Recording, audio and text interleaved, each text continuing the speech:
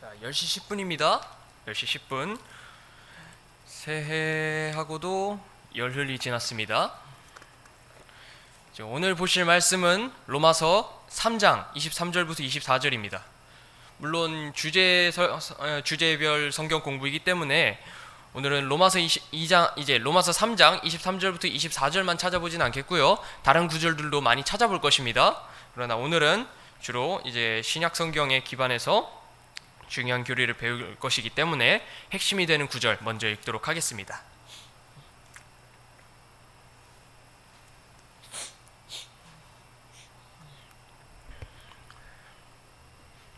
날씨가 많이 춥지만 그럼에도 뜨거운 마음으로 우리가 말씀을 받들어 읽었으면 좋겠습니다.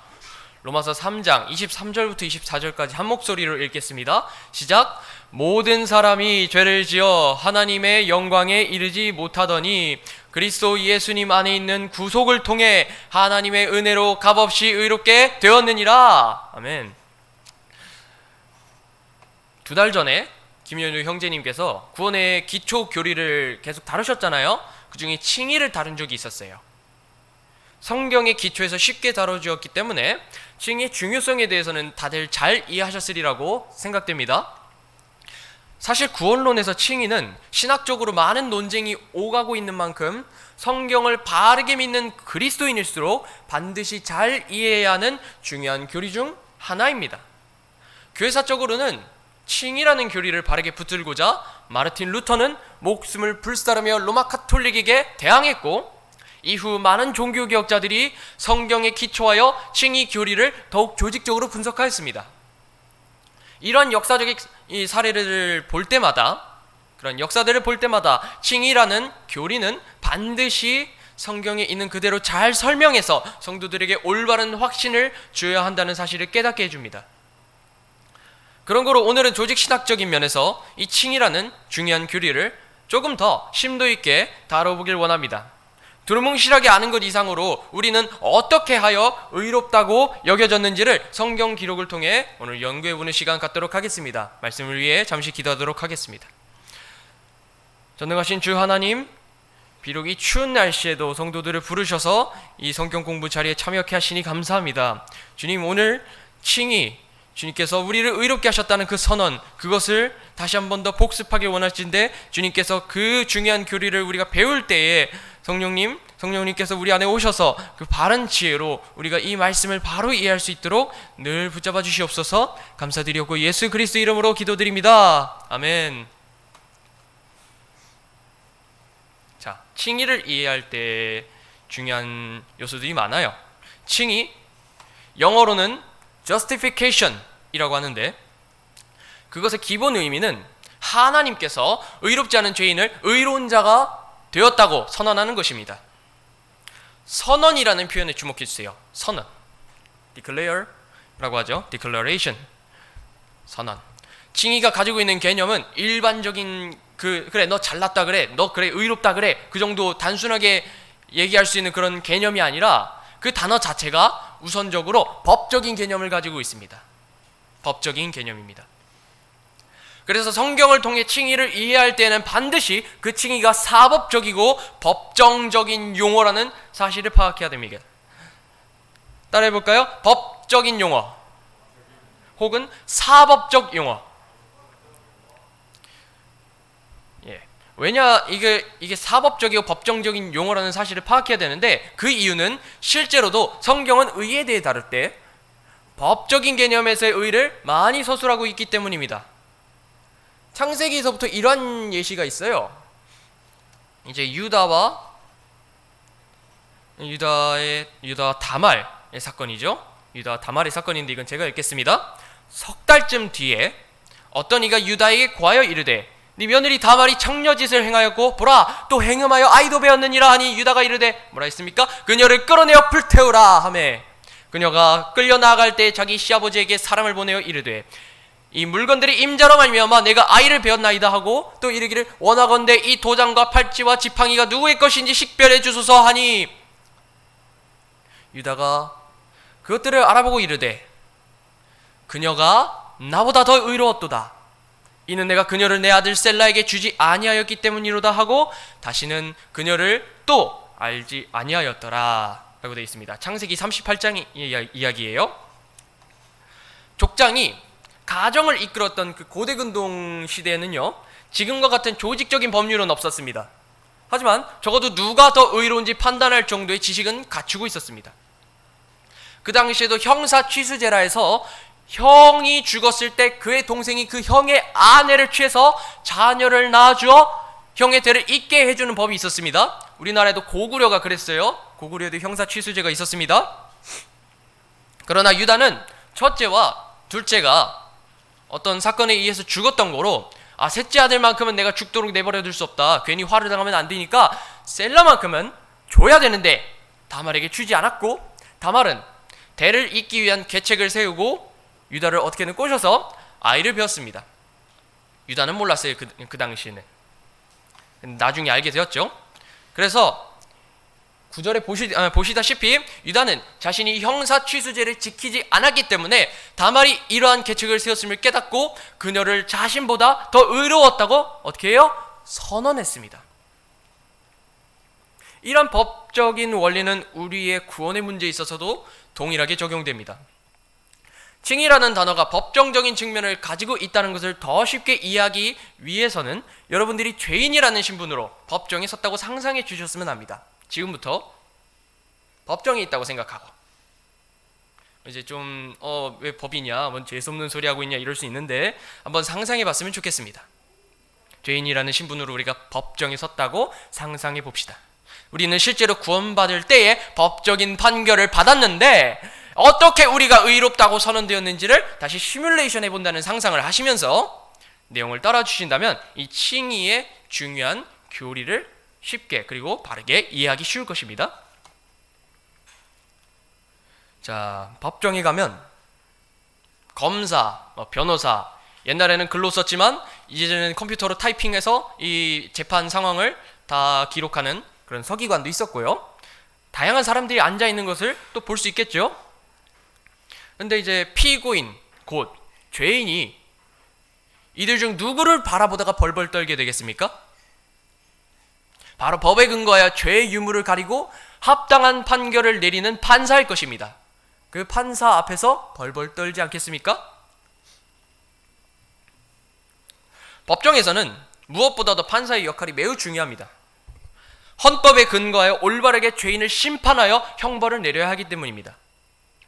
하나님께서는 모세를 통해 율법을 전달하실 때에 판사, 곧 재판하는 자는 뭘 어떻게 해야 하는지를 제시하셨는데 신명기 25장 1절부터 2절에서 이런 말씀이 있습니다. 교독해서 읽겠습니다. 여러분께서 2절을 읽어주시면 돼요. 읽겠습니다. 사람들 사이에 시비가 생겨 그들이 재판을 받으러 오거든 재판관들은 그들을 판단하여 의로운 자는 의롭다 하고 사악한 자는 정죄할 것이며,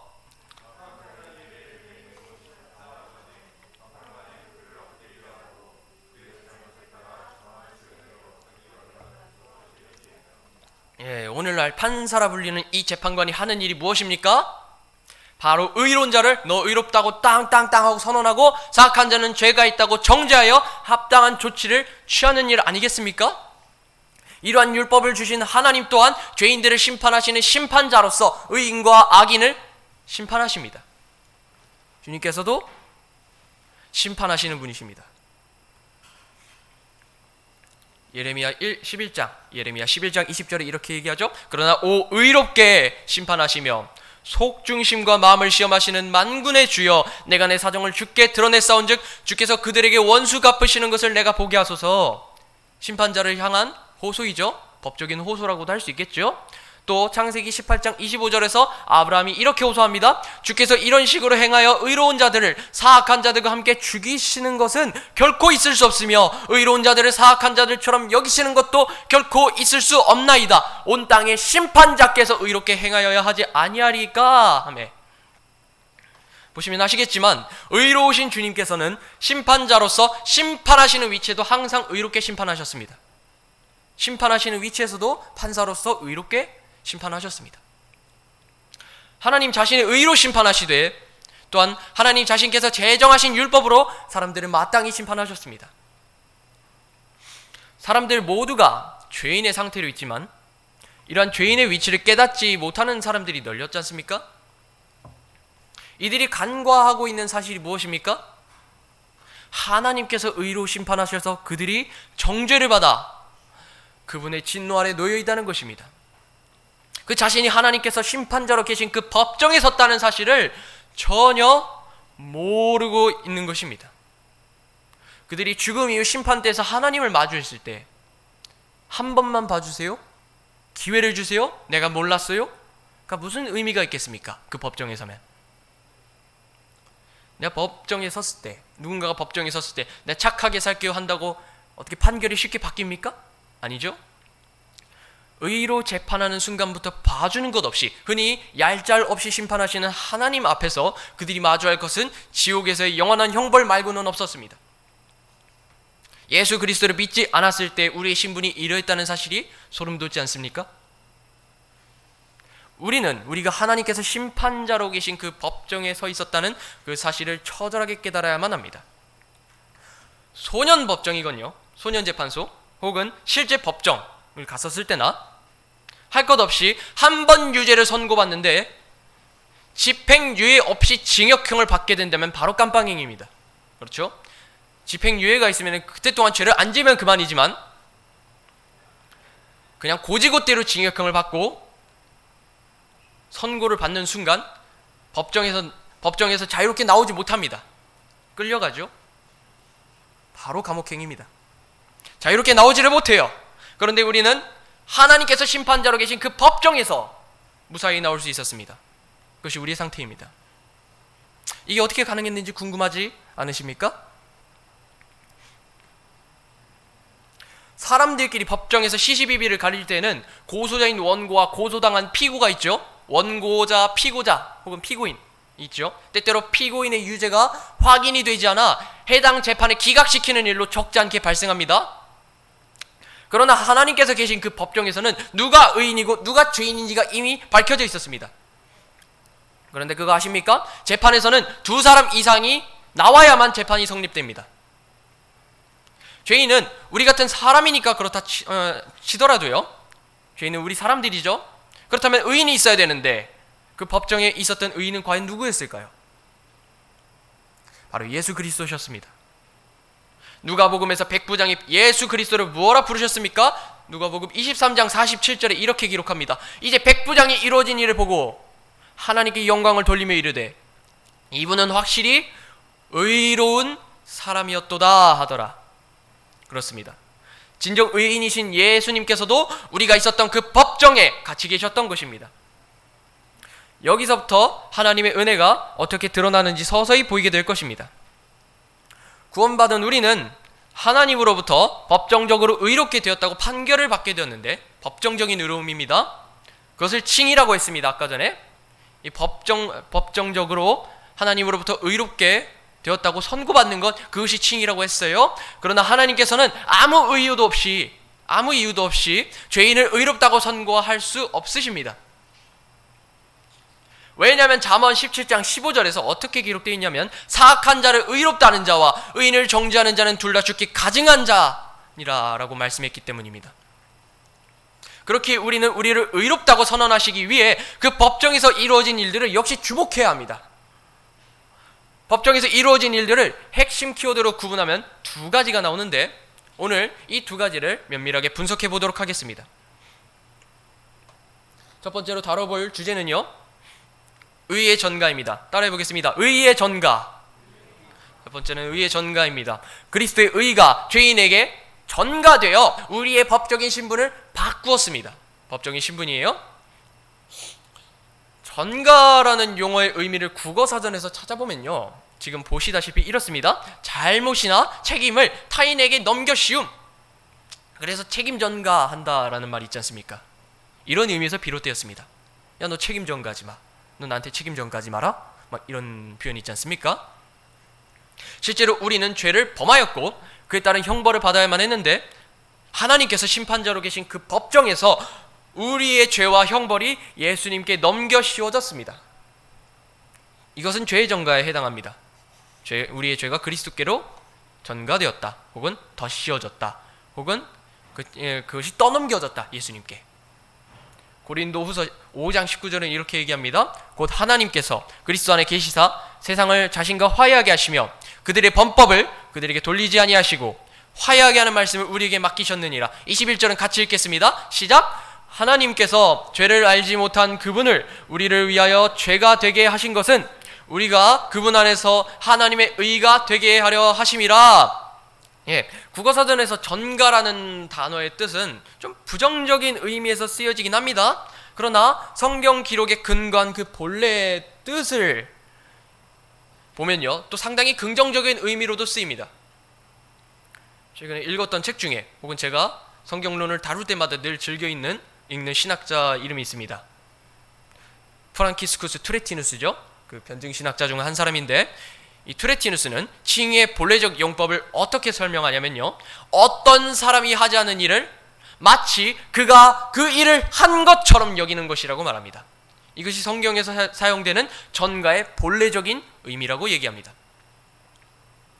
이 예시는 빌레몬서 1장 18절에 잘 나타나 있죠.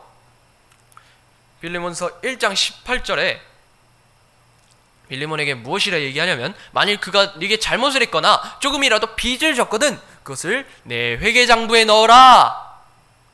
바울은 빌레몬의 종 그 오네시모가 잘못하고 빚진 것이 있다면 그것을 오네시모에게 청구하지 말고 바울이 나 자신에게 청구하라고 요청했습니다.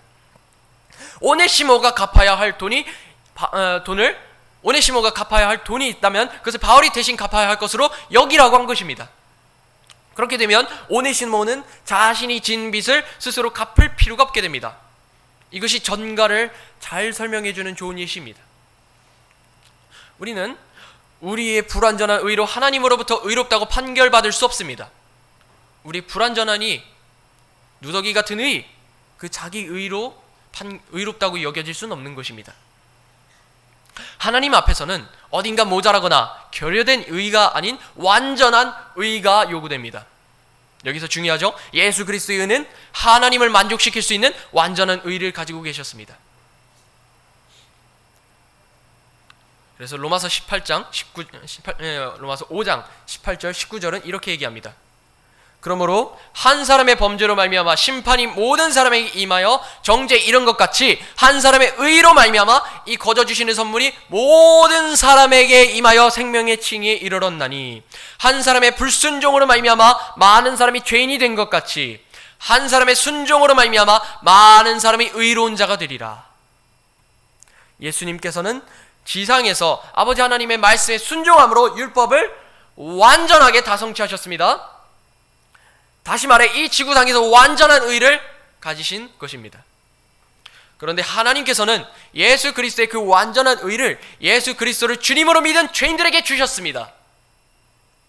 예수 그리스도의 의를 죄인들에게 덮어 씌우셔서 하나님께서는 죄인들이 예수 그리스도를 믿는 믿음으로 받게 된 그 그리스도의 완전한 의를 보시고 너희를 의롭다고 선언하노라라고 판결을 내리신 것입니다.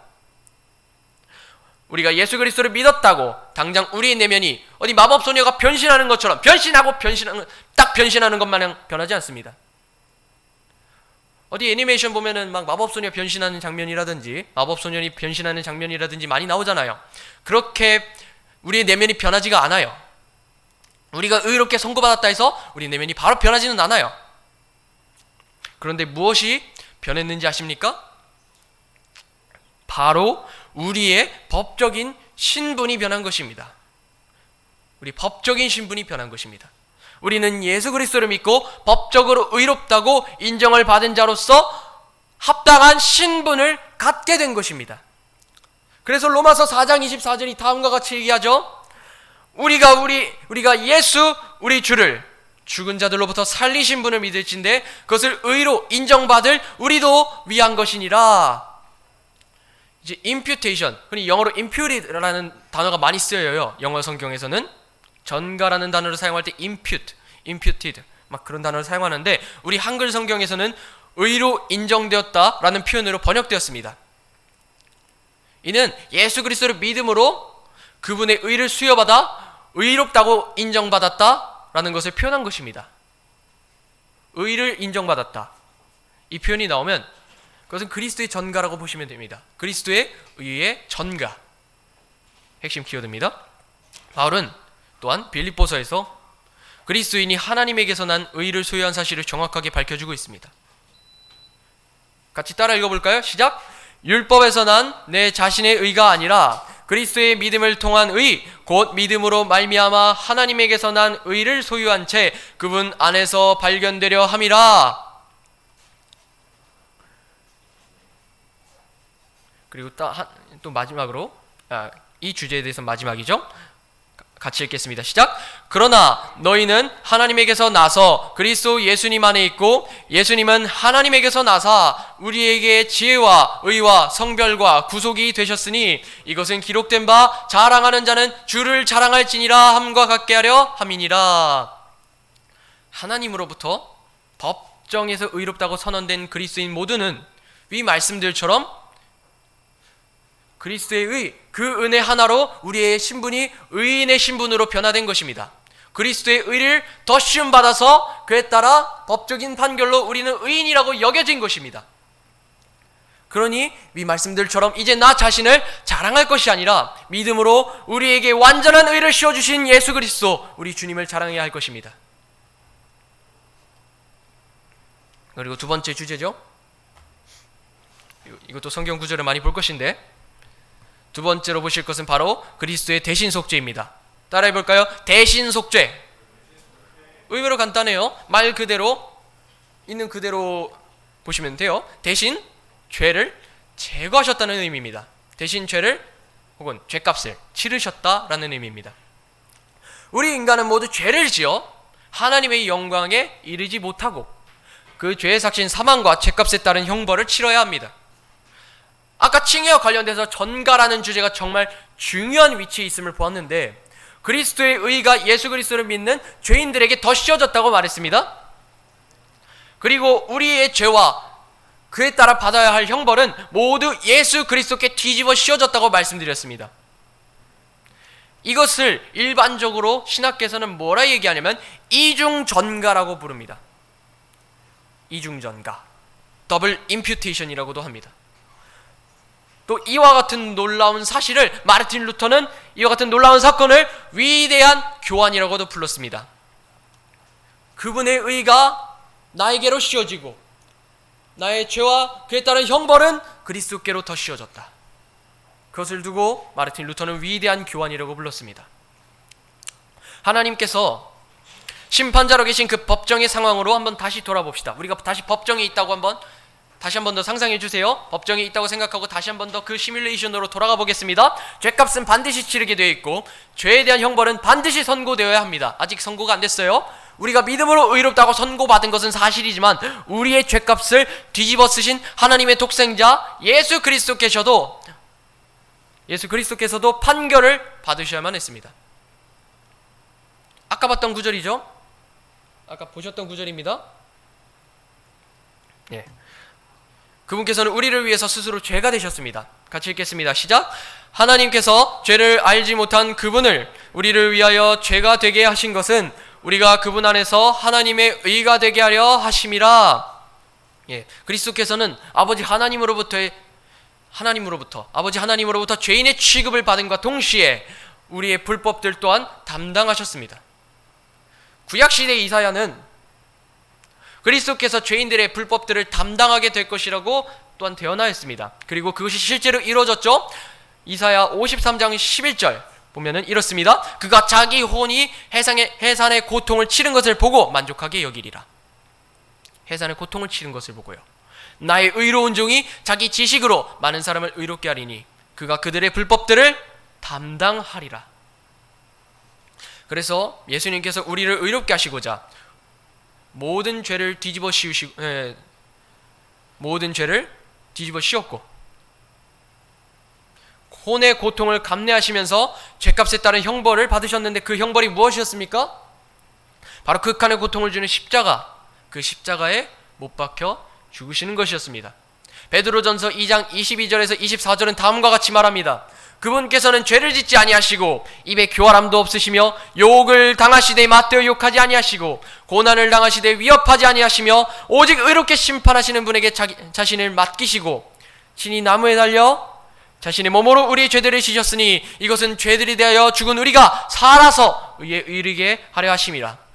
그분께서 채찍에 맞음으로 너희가 고침을 받았나니 라고 합니다. 베드로전서 2장 22절부터 24절의 내용이 이렇습니다.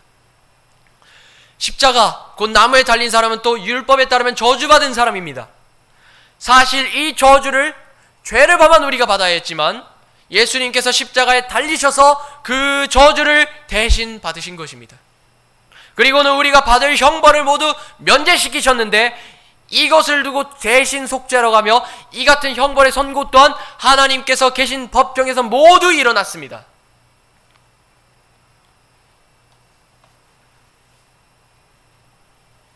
그래서 갈라디아서 3장 13절부터 14절은 다음과 같이 기록되어 있습니다. 같이 읽어보겠습니다. 시작. 그리스도께서 우리를 위해 저주가 되사 율법의 저주에서 우리를 구속하셨으니 기록된 바 나무에 달리는 모든 자는 저주받았느니라 하였느니라. 이것은 아브라함의 복이 예수 그리스도를 통해 이방인들 위에 임하게 하고 또 우리가 믿음을 통해 성령을 약속으로 받게 하려 함이니라.